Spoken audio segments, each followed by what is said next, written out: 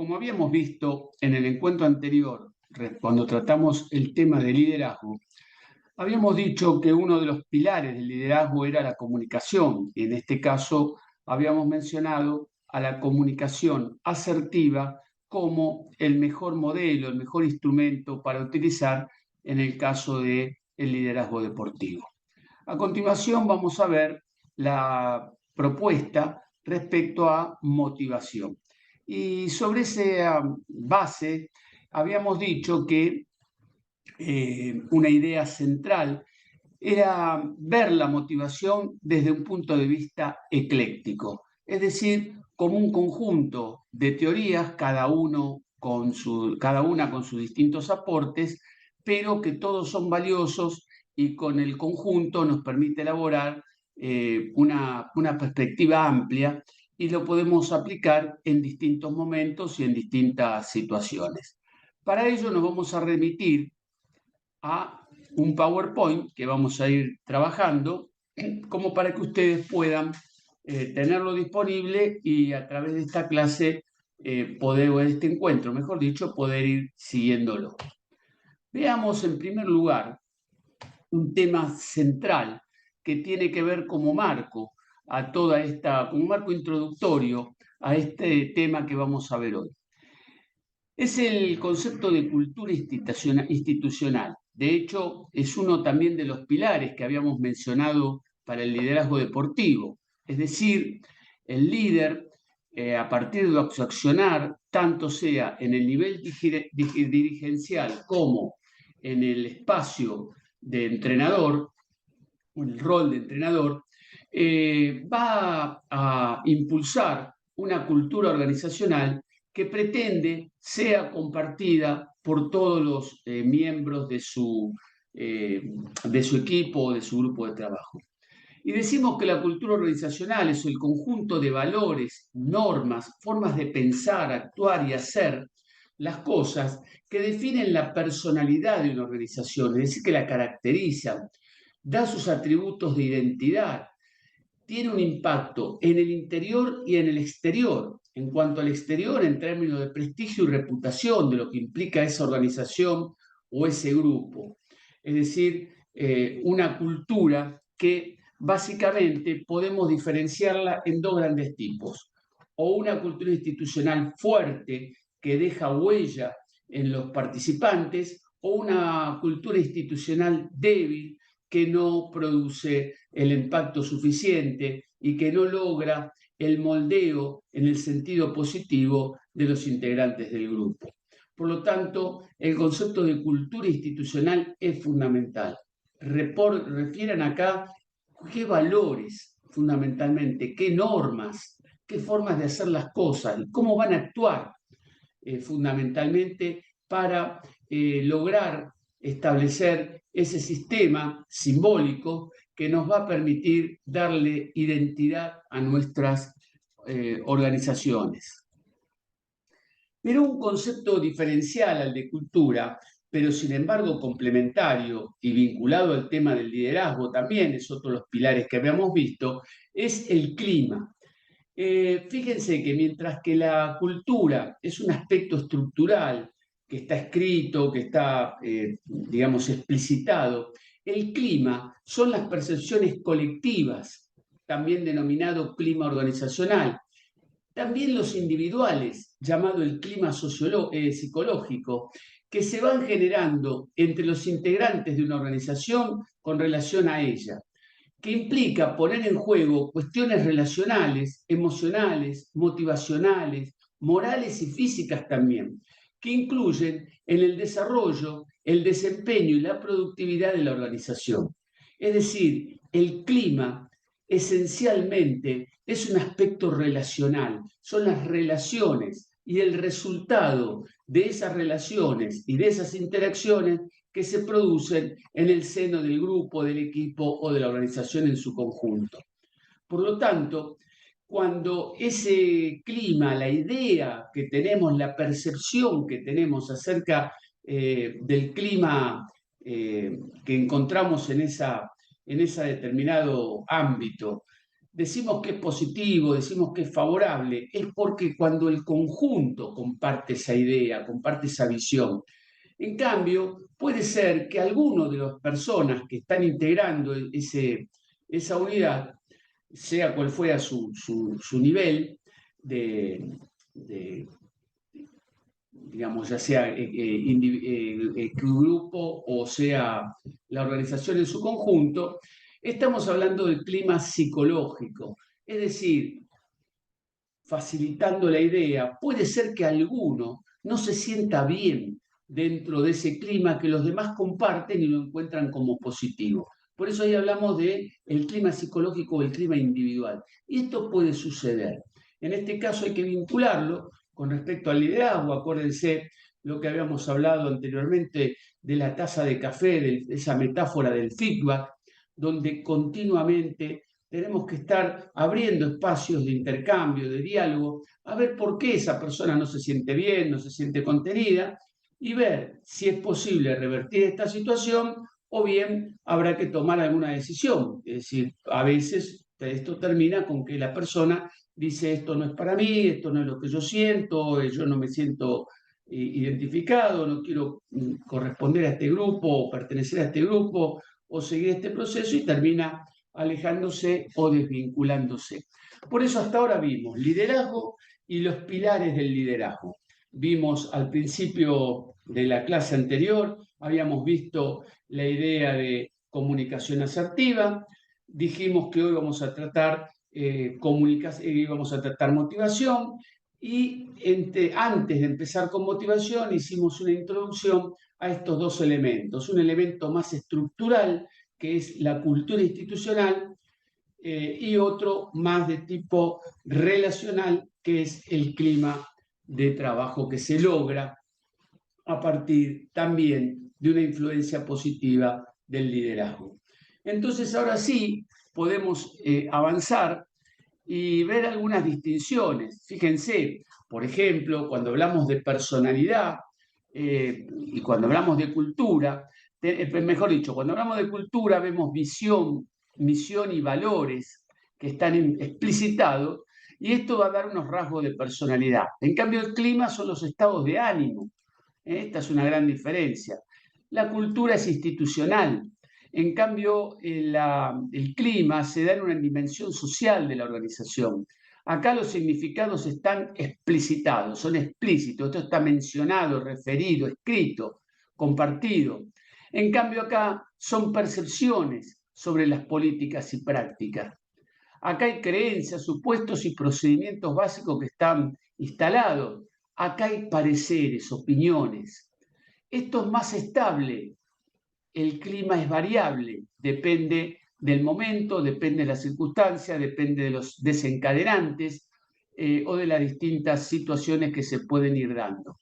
Y esto debería apuntar a la búsqueda, en definitiva, de satisfacción por pertenecer a ese grupo, a ese equipo, a esa organización, y bien buscar índices de felicidad, de sentirse feliz por estar formando parte de esa estructura. Nosotros estamos planteando una propuesta que pretende ser significativa con respecto a esto, es decir, instalar un verdadero concepto de cultura deportiva. Y cuando hablamos de esa cultura deportiva, que ya lo definimos anteriormente, son todos esos aspectos que vimos en virtud del fenómeno deportivo o de organizaciones deportivas, vamos a ver que esto se transmite a partir de un proceso de educación deportiva. Y finalmente encontramos que en este marco cultural, a partir de procesos de educación, se produce la socialización, es decir, la incorporación de los sujetos a esas unidades que nos toca liderar o bien gestionar. Y a eso hablamos de procesos de socialización. Podemos tener muchos modelos de cultura institucionales, probablemente que cada uno que trabaja en sus respectivos clubes la tenga, seguramente la Confederación Argentina de Handball tendrá sus modelos culturales. Yo me voy a referir a un modelo amplio, referencial, como es el modelo del olimpismo, simplemente para que ustedes tengan una idea, una noción de qué nos estamos explicitando. Miren,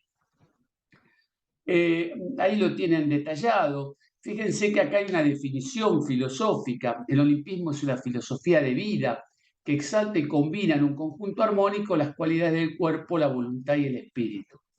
Y asocia el deporte con la cultura y pretende así crear un estilo de vida basada en la alegría del esfuerzo, un poco la felicidad que hablábamos antes, ¿no? El valor educativo del buen ejemplo, recuerden el liderazgo ejemplar, la responsabilidad social y el respeto con los principios éticos fundamentales y universales. Recuerden que nuestro modelo de educación deportiva, el tema del componente moral y ético estaba en el centro de nuestra propuesta. Luego vemos cuál es el objetivo que forma parte también en alguna medida de los aspectos filosóficos del olimpismo. Pone siempre el deporte al servicio del desarrollo armónico del ser humano. El deporte no es un fin en sí mismo, sino que es un instrumento para mejorar la condición humana, buscando una sociedad más pacífica y comprometida con la dignidad, ¿no? Con la dignidad humana.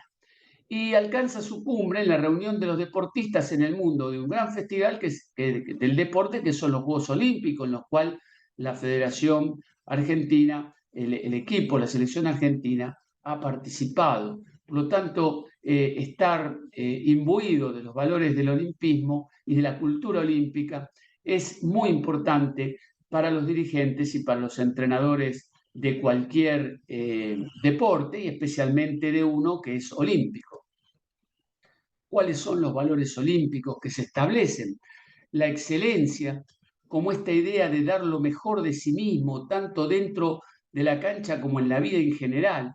No es solo participar o ganar, vencer a otros, sino superar las propias metas personales, ser y hacer lo mejor en nuestra vida diaria, es decir, un concepto de continua mejora, que ya lo habíamos visto también en la idea del liderazgo. Buscar amistad, construyendo un mundo pacífico, más solidario, con espíritu de equipo, con optimismo y comprendiendo mutuamente entre los individuos que componen el fenómeno deportivo. Acuérdense lo que habíamos hablado del principio de, cuando habíamos establecido ese principio de recursividad. El deportista hace al deporte y el deporte también lo moldea. Esa ida y vuelta, buscando justamente comprenderse mutuamente. Y respetarse, fundamentalmente empezar por respetarse uno mismo. Acuérdense el del liderazgo personal, que era la clave inicial. Si no nos lideramos a nosotros mismos, es muy difícil que podamos liderar otros grupos. Respetar al medio ambiente, respetar fundamentalmente el fair play o juego limpio, que era otro de los valores con los cuales habíamos identificado al fenómeno deportivo.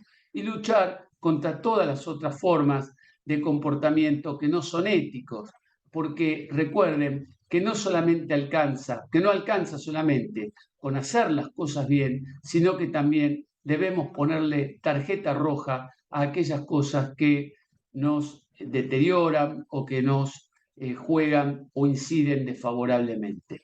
En cuanto a la cultura, fíjense que hay una cantidad de símbolos, por ejemplo, en este caso, acuérdense que en este momento estamos analizando la cultura del olimpismo, el modelo cultural que propone el olimpismo. Fíjense, está cargada de símbolos, anillos olímpicos, la bandera, el fuego, las antorchas, el lema Citius, Altus y Fortius, y al cual ahora se le agrega juntos. Después de la pandemia se agregó esta idea de juntos, como esta exhortación hacia la humanidad de continuar trabajando unidos para vencer a este flagelo, a este y a los que pueden venir.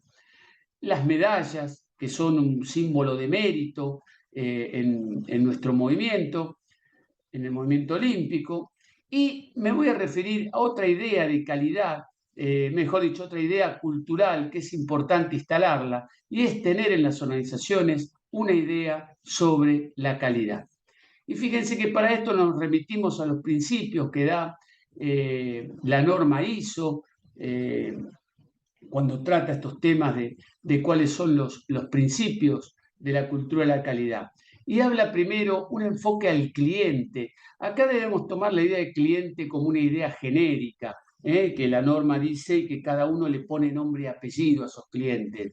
En el campo de la salud serán los pacientes, en el campo de la educación serán los educandos, en el campo del deporte, que es lo nuestro, son los deportistas. O sea, toda nuestra actividad tiene que tener como eje central, como aspecto fundamental el deportista. A él están dirigidos todos los esfuerzos.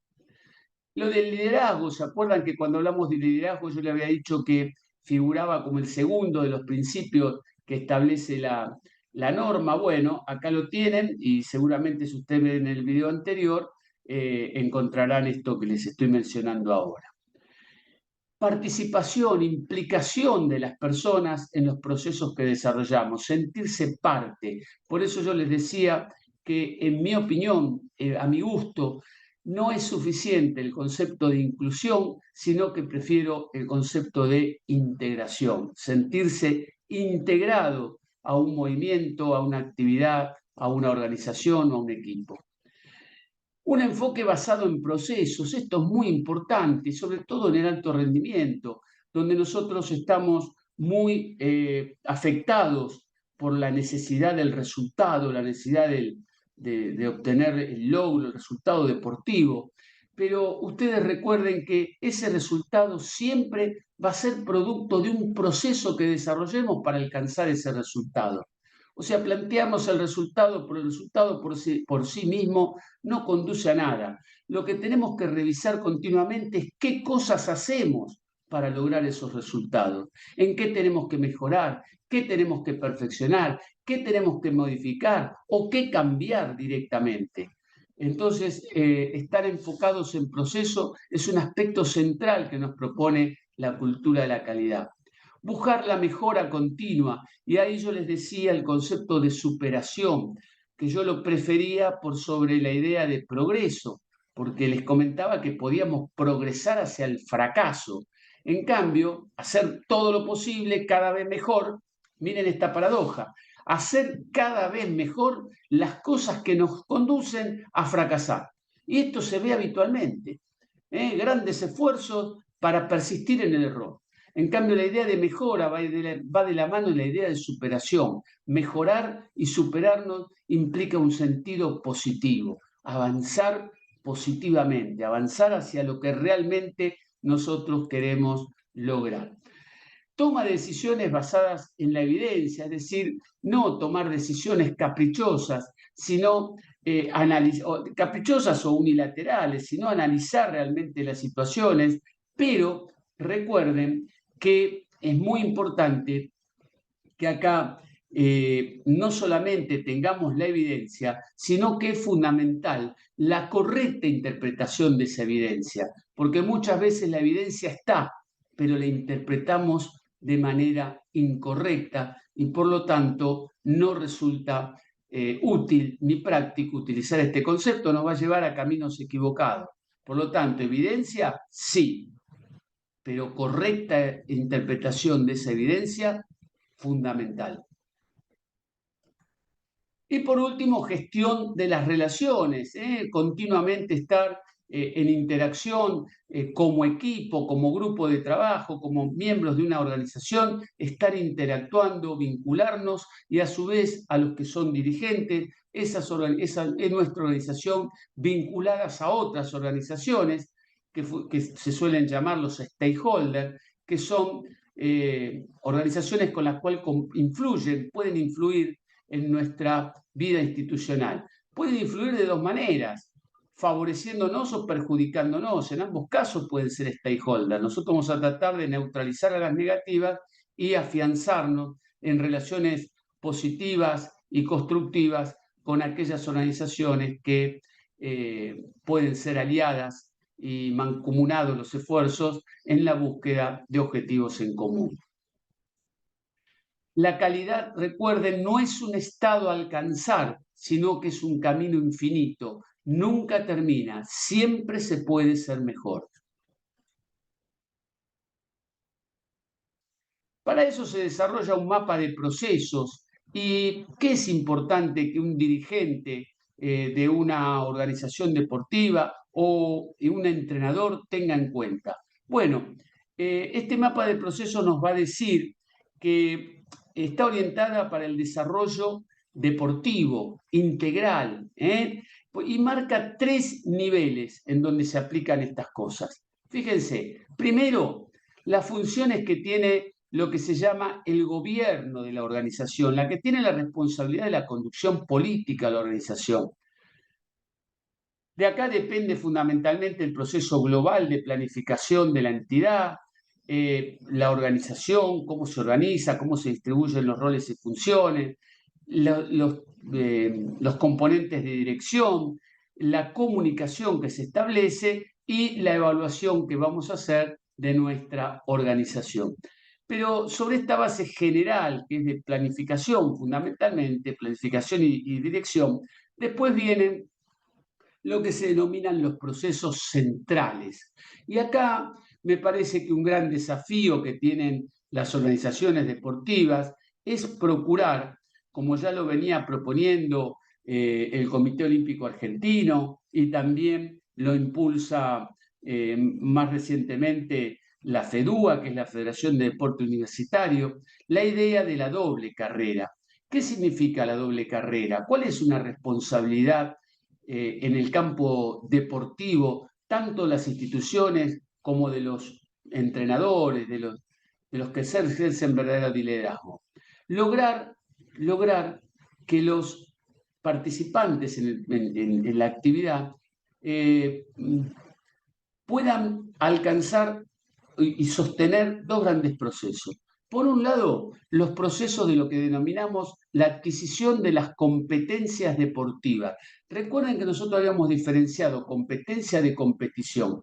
Las competencias son los conocimientos, habilidades y actitudes que cada uno de nosotros y como equipo debe desarrollar.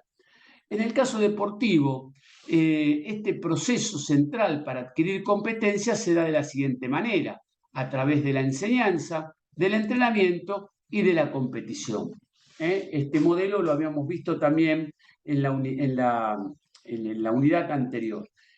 Pero, ¿esto cómo se logra? Y se logra luego a partir de procesos más específicos, es decir, esto implica el proceso de iniciación deportiva, que tiene un componente general o una etapa general y una especializada o específica, la instancia de formación, la instancia de consolidación y finalmente la especialización.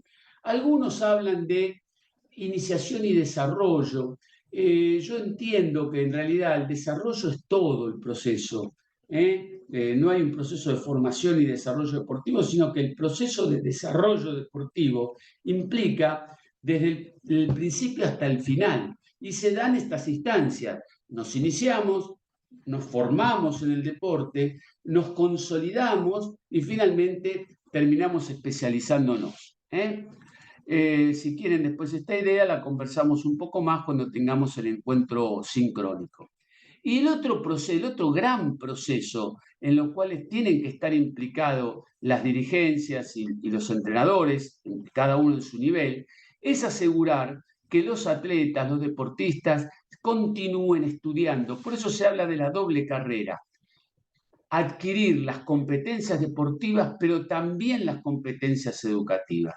Esto no es necesario que la misma organización sea la responsable de establecer lugares o crear instancias para que propias para que los deportistas continúen estudiando. Es decir, hablando sencillamente, no hace falta tener un colegio propio necesariamente. Hay instituciones que lo tienen, hay federaciones que lo tienen. Mucho de ello lo vemos en el fútbol. Pero sí asegurar y supervisar que el deportista siga estudiando. No solo en el nivel primario y secundario, porque entre otras cosas es obligatorio por ley en la Argentina, sino también procurar que en sus instancias superiores continúe la formación terciaria y universitaria u universitaria. ¿Por qué? Porque una vez que el deportista llegue a su momento de retiro como deportista activo, debe emprender seguramente alguna otra actividad en el campo laboral y profesional, y a veces se encuentra sin las herramientas y sin los recursos necesarios. Por eso, desde el punto de vista cultural de una organización, asegurar estos dos procesos, de una organización deportiva me refiero, asegurar estos dos procesos es clave. Así como también les digo que las organizaciones educativas deberían procurar que necesariamente tanto los alumnos como los docentes y todo el personal que trabaja en ella también realicen actividades deportivas. Esta carrera vista desde los dos espacios. Ahora bien, ¿quiénes son los procesos de soporte? ¿Sobre qué se sostiene todo esto? Bueno, fíjense, ¿qué hace a la acción deportiva? ¿Cómo se soporta la actividad deportiva? Bueno, hay evidentemente una asistencia profesional. El entrenador es un profesional que asiste a un grupo para que logre sus objetivos y su desarrollo. Los médicos, el kinesiólogo, el nutricionista, el psicólogo, todos estos forman parte de lo que se denomina el fenómeno de asistencia profesional. El desarrollo de las funciones de arbitrajes y las funciones de apoyo a la organización de la competición y en los procesos de capacitación y actualización permanente. Estos procesos son claves. ¿Por qué? Porque sobre esta base se va a ir construyendo también la noción del nuevo rol que va a tener el deportista al momento de su retiro como atleta activo. Y entonces, ¿qué puede pasar? Y puede pasar que por un lado se quiera orientar hacia la dirigencia y para lo cual va a necesitar adquirir una serie de competencias que como deportista no necesariamente tenía asegurado. Va a tener que formarse y entrenarse y capacitarse para este nuevo rol. Eh, o bien puede ser, o bien puede ser que decida incorporarse a alguno de estos procesos. Es decir, ustedes saben que ahora hay, por ejemplo, un deportista que ha estudiado medicina. Yo pongo por caso a la doctora Pareto, campeona de mundial, campeona olímpica, y bueno, y aparentemente, por lo que ella va comentando, quizá no sé si le va a interesar tanto el tema de la dirección, de la conducción del gobierno de las organizaciones, sino que ella muestra una cierta inclinación a incorporarse como profesional de la medicina, aprovechando todo su conocimiento y toda su experiencia. Fíjense que hizo la especialidad en traumatología. Y otros quizás se orienten al arbitraje o alguna otra función de apoyo, o bien algunos se dedican inclusive a la capacitación propia dentro de la organización o de otras organizaciones deportivas, aprovechando todo lo que han aprendido y obtenido de la vivencia deportiva. Esto implica lograr buenas prácticas, como les decía antes, pero también ponerle tarjeta roja a las malas prácticas. Entrando específicamente en el aspecto de la motivación, decimos que la motivación, según lo define Pinder en el Manual de Organizaciones de Gestión Deportiva del Comité Olímpico Internacional, ¿qué dice? O qué señala, que es un grupo de energías, fundamentalmente la motivación es energía. Fíjese, motivación, una palabra compuesta, motivos para la acción. Es un grupo de energías que se originan tanto fuera como dentro del individuo para iniciar un comportamiento que está relacionado con el trabajo para determinar su forma, dirección, intensidad y duración. Es decir, con el trabajo, en este caso, el trabajo deportivo. Hay muchas teorías sobre la motivación, hay esas perspectivas teóricas, algunas se dedican a posicionarse en la conducta, otros en el aspecto humanístico, otros en los aspectos cognitivos. Acuérdense que hicimos también una introducción al liderazgo, donde vimos distintas posiciones. ¿Se acuerdan cuando vimos los enfoques de personalidad, los enfoques sociológicos, los enfoques de la neurociencia. Bueno, desde el punto de vista de la motivación sucede lo mismo. Yo voy a ir con esto voy a avanzar rápido, simplemente para que ustedes tengan alguna noción sobre estos temas y después si quieren pueden profundizar con la bibliografía. Uno de los primeros que empezó a trabajar en el aspecto de la motivación fue Taylor. ¿Se acuerdan de Taylor, ese ingeniero que sus conocimientos fueron aplicados en lo que se llamó el Fordismo Taylorismo? Lo aplicó la empresa Ford para los procesos de producción en serie, fundamentalmente.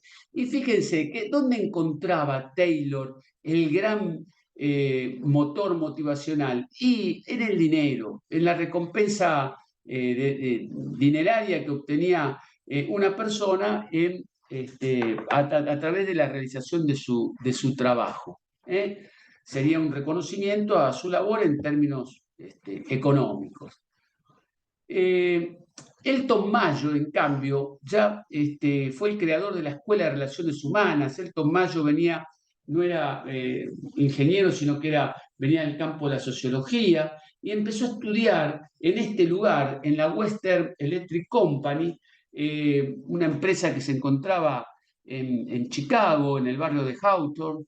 Empezó a estudiar cuáles eran los fenómenos que afectaban a las buenas prácticas laborales, pero no en términos económicos, sino en términos, fíjense, de cohesión social, descubre él, que favorecen la productividad. Si tenemos mejores grupos y mejores interacciones, si tenemos mejores condiciones de trabajo. Él hizo unos estudios analizando, por ejemplo, la influencia de la iluminación en los lugares, ¿no?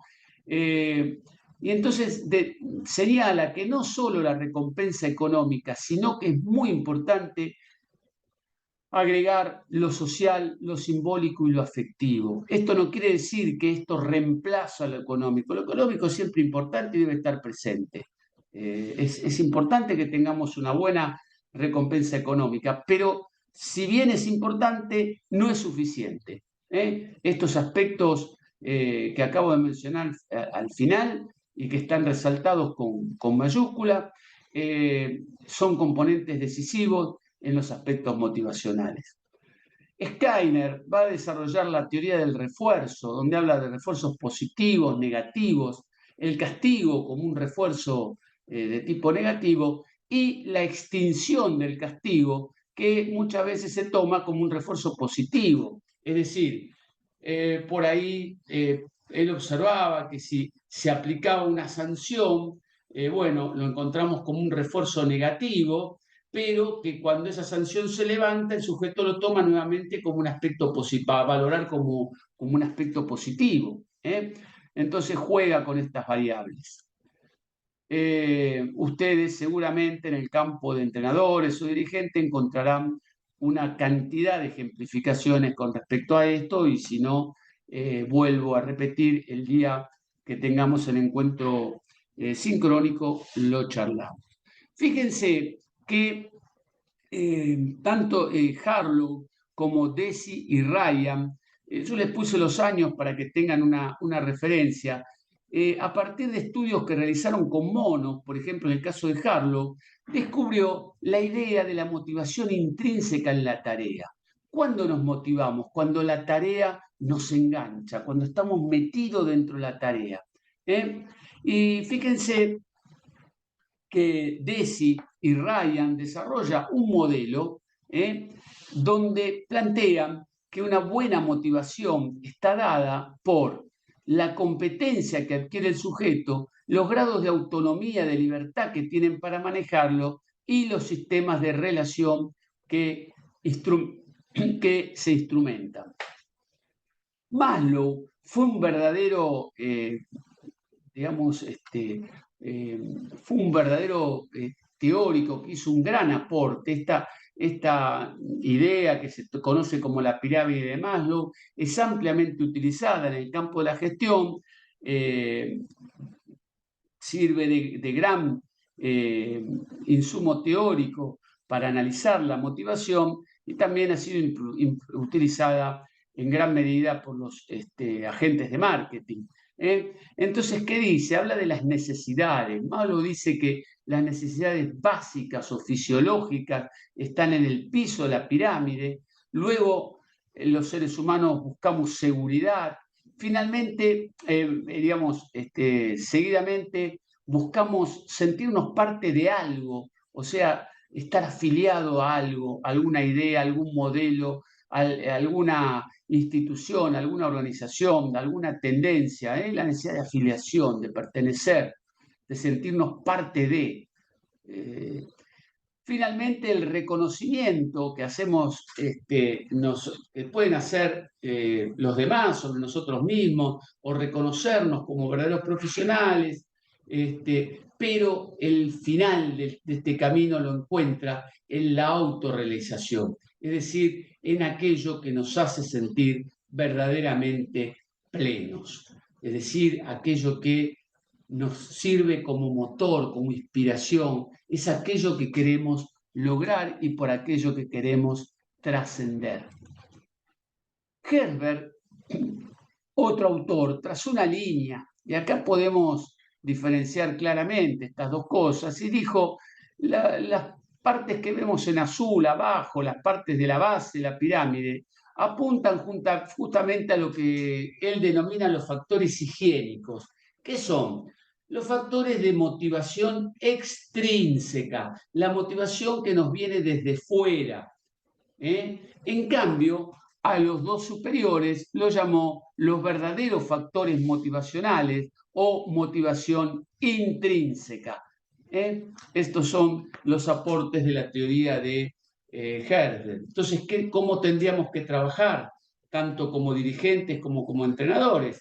Bueno, en los dos campos, proponer buenas instancias externas, estímulos adecuados para que las personas se sientan cómodas y gratificadas en nuestra organización, pero también lograr impulsar que cada persona realice esos procesos internos de reflexión, de búsqueda de autorrealización y de trascendencia para lograr este equilibrio entre lo interno y lo externo. Otra teoría importante que yo he recuperado es la de Adams. Fíjense, Adams analiza, junto con otro autor, después más posterior, Greenberg, que hablan o van a hablar de la justicia organizacional.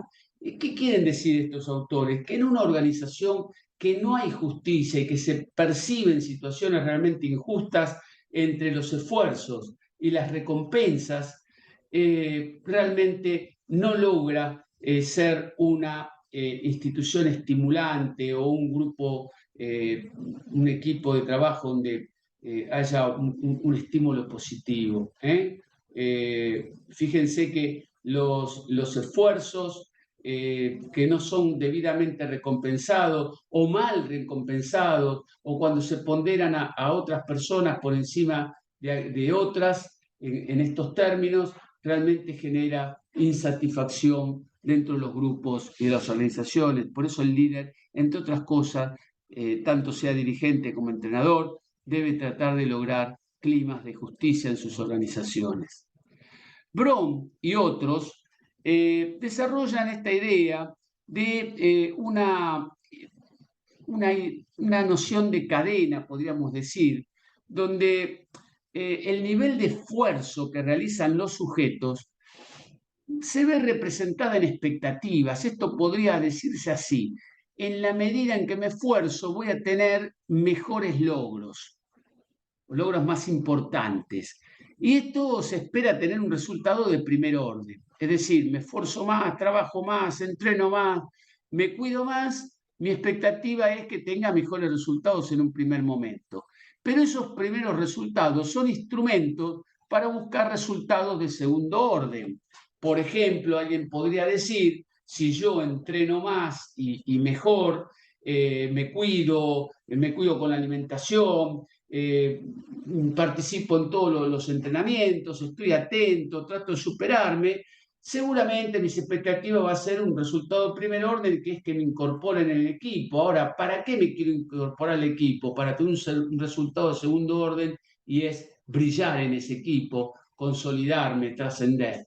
Entonces, esta a esta cadena, se la conoce como, o se la representa con esta fórmula. Miren, la expectativa que se logra por la instrumentalidad, por cuánto vale eso para el sujeto. O sea, ¿cuándo realmente no estamos motivados? Cuando tenemos grandes expectativas o una determinada cantidad de expectativas, lo multiplicamos por el nivel de instrumentalidad que nos va a dar para lograr más cosas y a eso le adjudicamos un valor personal. ¿Cuánto vale eso para nosotros? Esto es muy interesante, la teoría de Brom. Fíjense que acá aclara cada uno de los componentes, que es lo que acabamos de decir, ¿no? MacGregor va a desarrollar una teoría que fue bastante criticada, es una teoría un poco maniqueísta, podríamos decir, blanco-negro, donde de un lado ponemos personas que podrían llegar a parecer algo como un arquetipo ideal, frente a personas que francamente serían un desastre. Fíjense, por un lado, los I trabajan bajo condiciones favorables, responden, tienen autonomía, potencialidad, automotivación, autodirección. Estos serían personas ideales. Y como opuesto a esto, tenemos aquellos que no quieren trabajar, no quieren responsabilidad, no quieren ser dirigidas, no son proactivos, no son creativos, requieren que continuamente se los esté controlando y funcionan con órdenes. Es decir, y ustedes ven que en las organizaciones hay de los dos tipos de personas, las hay seguramente, pero que en el medio hay una cantidad de circunstancias que tienen componentes de ambas cosas. Recuerden lo que hablábamos antes del liderazgo situacional. Por ahí tenemos personas que les gusta mucho y tiene una gran potencialidad de automotivación para trabajos de tipo técnico por ahí y no quieren y no le ponen ninguna gana ni onda al tema administrativo. Esto ustedes seguramente lo verán continuamente. Entonces, bueno, es un modelo que hay que revisarlo un poco. Es decir, no somos blancos y negros, sino que normalmente, de acuerdo a la tarea, de acuerdo a la especificidad, tenemos parte de una y de otra, aunque seguramente alguna más que otra, o por ahí equilibradamente entre distintas actividades. Bueno, ustedes seguramente van a poder encontrar esa forma de equilibrio. Locke habló de la teoría de la búsqueda de metas, o sea, cuando nos planteamos metas como objetivos, ¿no? Esa meta tiene que tener aceptación, tenemos que estar convencidos de que eso es lo que queremos, aceptarla como meta. De repente me pueden proponer una meta que no es mía, no la considero propia, por lo tanto, y quizá la tenga que cumplir, pero no la acepto. Tiene que ser específica, tiene que implicar un reto, un desafío. Acuérdense que con el liderazgo hablábamos de la pedagogía del desafío, del reto. Y la propuesta del feedback, siempre, el ida y vuelta, reflexionar sobre aquellas metas, cuándo se cumplen, cuándo no se cumplen, por qué. Van Leland nos va a hablar de una teoría de la motivación donde él plantea que las personas se van a ver motivadas o los equipos en la medida que haya logros, cuando se verifique una cierta cuota de poder hacer y un sentido de afiliación, de pertenencia a esa entidad, a esa unidad con la que trabajamos. Alderfer también propone y dice un concepto de trascendencia, un concepto filosófico, cuando vemos que esto que nosotros hacemos nos lleva a trascender, sería algo así como el legado que nosotros estamos poniendo, los sistemas de relación que establecemos con otros y el crecimiento que vamos a ir observando en nuestras actividades y nuestras tareas. Bandura va a proponer una teoría muy interesante que es la de la eficacia personal. Fíjense, esto implica la convicción del individuo para percibirse como que es capaz de llevar adelante una tarea. Acá hay un gran componente de búsqueda de autoestima. Y Bandura va a decir que tenemos que rastrear o buscar que existan experiencias exitosas previas y si son negativas, que aprendamos de esos errores. Por lo tanto, una experiencia negativa se puede transformar en exitosa cuando aprendemos de él. Que hay un modelado indirecto, es decir, ver a otros que realizan la tarea también nos puede impulsar a nosotros a decir, bueno, si eres capaz, ¿por qué no yo? Una persuasión verbal, que es un externo, en este caso perfectamente un entrenador, un miembro del staff profesional del entrenador o un dirigente, que le da confianza a las personas diciéndole y haciéndolo reconocer sus propias capacidades.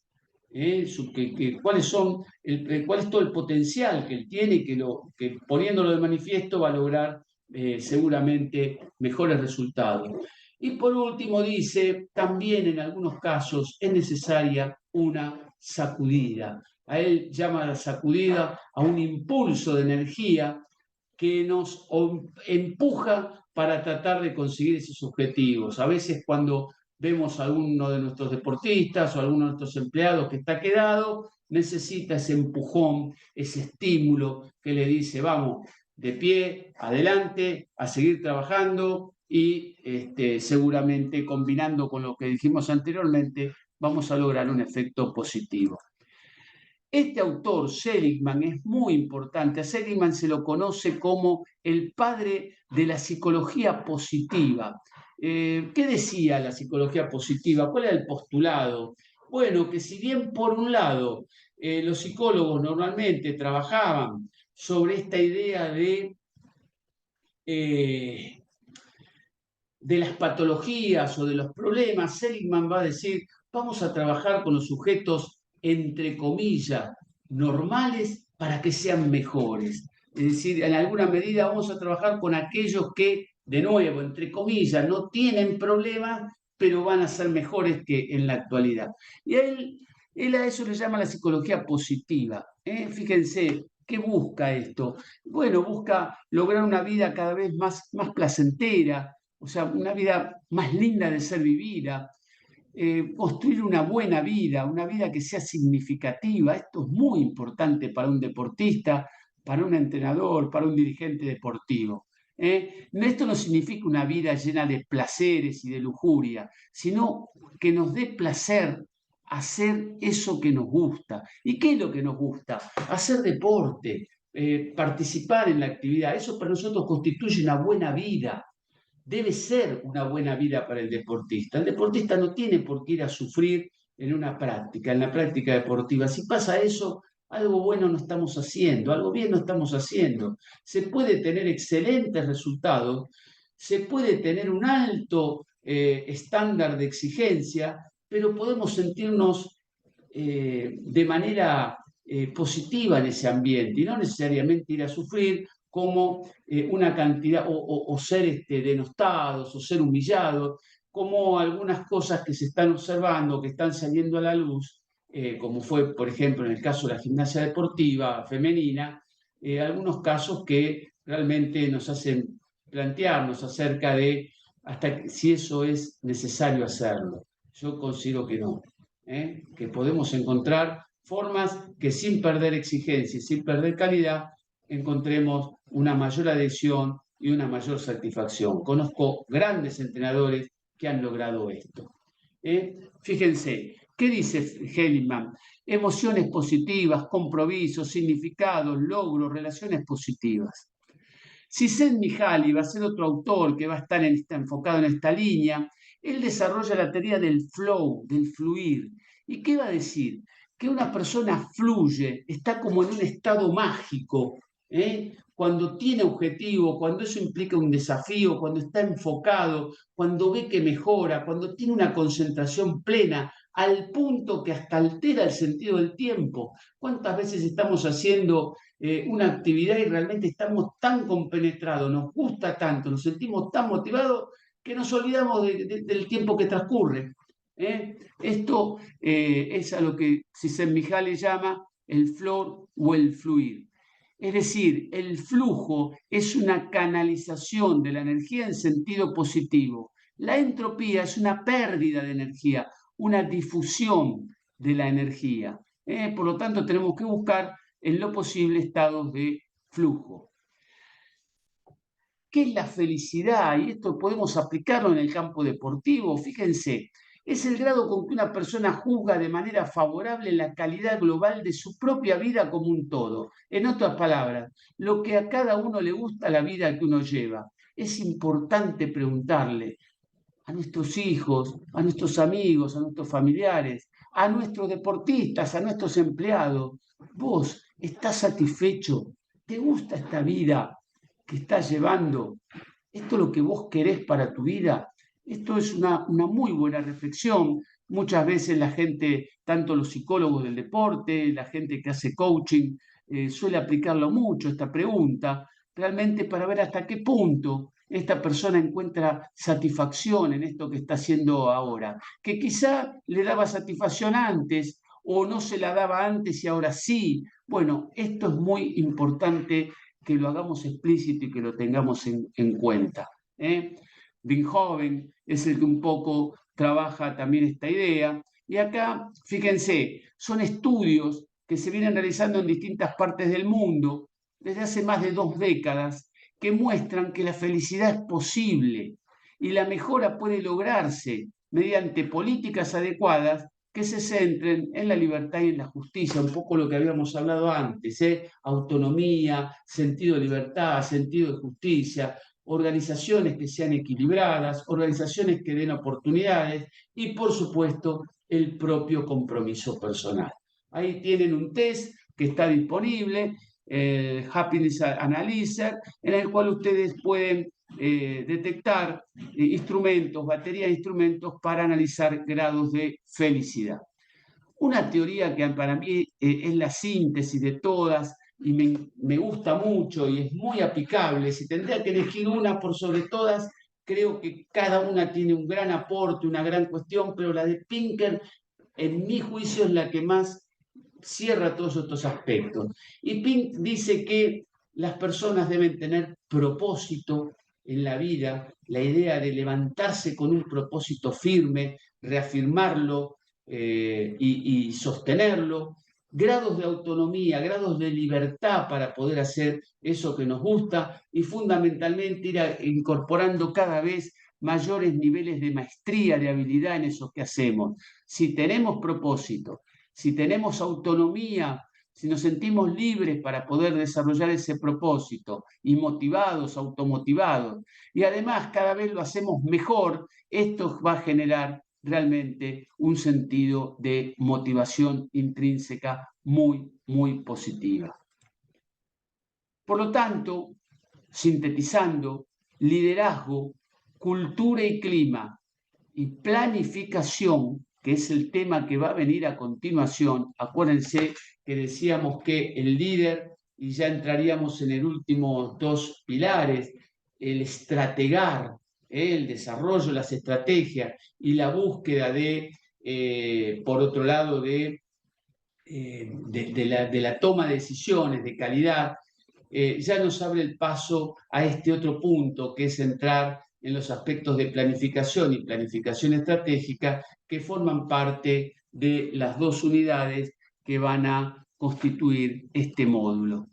Con esto llegamos al fin de nuestra presentación y les pido que miren atentamente tanto esta exposición como la anterior, que busquen puntos en común, que encuentren dudas, dificultades, ver cómo pueden transferir esto a su práctica cotidiana. Y en el Zoom que vamos a tener el día viernes a las 19 horas, vamos a poder aclarar estas dudas. Los insto a que tengamos un buen nivel de participación y desde ya estoy a disposición para contribuir en todo lo que sea necesario para aclarar y profundizar los conceptos. Nos vemos.